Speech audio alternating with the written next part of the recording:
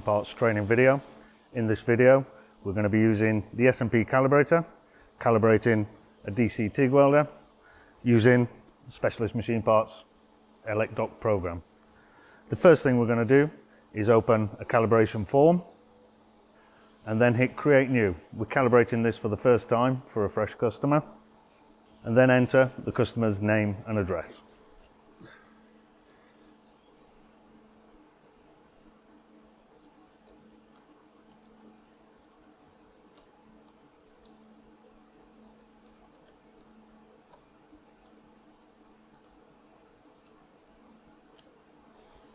We'll then enter the manufacturer and the model, in this case a Miller Dynasty 280.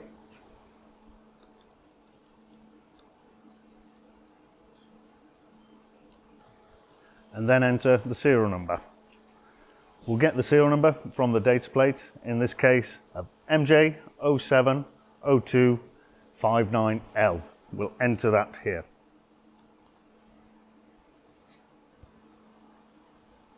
We're then asked to enter the plant number or asset number. This is optional and there's not one in this case, so we can simply hit enter and pass that box. We're then going to enter the process. We've got the option of MIG, TIG, MMA, AC or DC.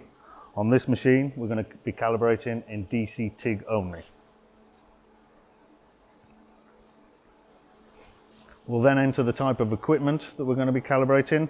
Options are power source, wire feed unit or add-on meter kit. In this case it's a power source. We'll then enter if we've carried out the MCT, the machine compliance test or a safety test. In this case yes, so hit yes. And then record the meter type, digital or analog. In this case digital, so hit enter for digital. We'll then record the maximum current. Again, we'll get this information from the data plate. In this case, 280 amps. We then asked, is there a voltmeter fitted?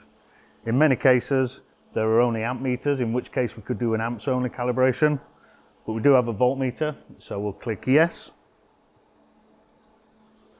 And then enter the maximum rated OCV, open circuit voltage. Again, we get this information from the data plate. We'll find the symbol UO, U for voltage, O for open, and then record the voltage next to that, in this case 60 volts. We then ask to record the nominal supply voltage, in this case of 400 volts. We'll then record the ambient temperature, today's temperature 16 degrees. Finally, on the pre-calibration information, we're asked, would we like to calibrate in precision or standard grade? Precision being 1%, standard grade being 2.5%. We're going to do standard grade of 2.5% on this machine. Once all the information is entered, we'll then hit the start button and select 5 set points, evenly spaced across the welding range. We select our reasonable minimum. In this case, we will do 30 amps. Then hit the enter, enter, enter, and the program will work out 5 evenly spaced set points across the welding range. We're now ready to start taking our readings. So we'll set the welder at 30 amps. And using the S&P Calibrator, we're going to load it up to 11.2 volts within that 10% window.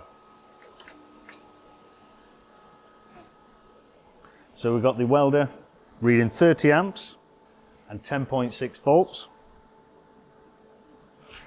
We then take the calibrator reading, 30 amps, 10.7, and enter that into the program.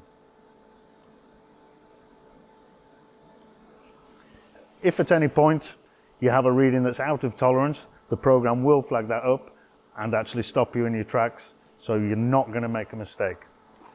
We'll then move on to our second reading of 90 amps, 13.6 volts. So set the welder to 90 amps and load up using the calibrator.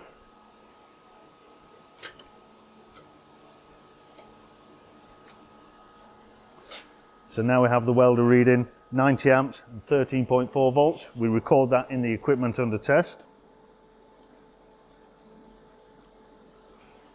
Then record the calibrator reading 90 amps and 13.4.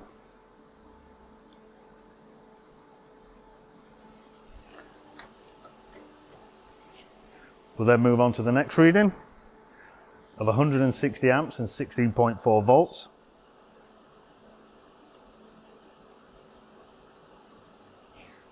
And load the machine.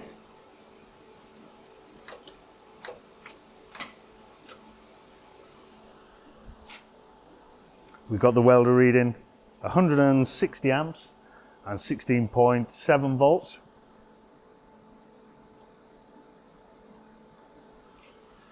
Then we take the calibrator reading 160 amps and 16.7 volts.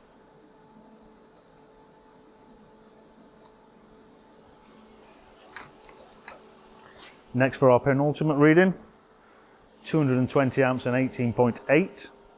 So again, set the machine, 220 amps.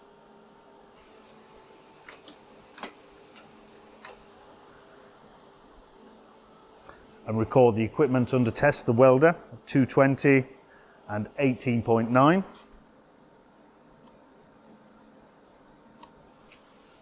Then the calibrator reading, 220, 18.9.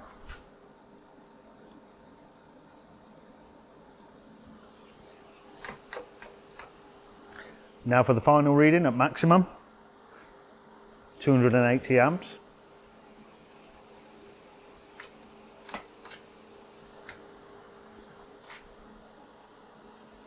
Record the equipment under test, 281, 21.5.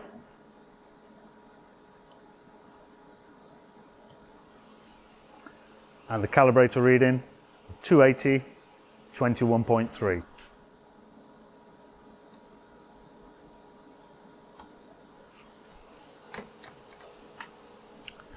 Once the final reading is taken, you'll be asked to confirm all the values are correct. Select yes. We'll then be asked, do we want to take wire feed? This, TIG DC only, there's no wire feed readings to be taken, so select no. We'll then move on, information in there. The final thing we'll need to do is attach a calibrated label with the information of past, the precision grade if we're using that, the date of calibration and the recalibration date, and then your company details. So there we are, calibration to IEC 60974-14 complete using the SMP calibrator and the ElecDoc program.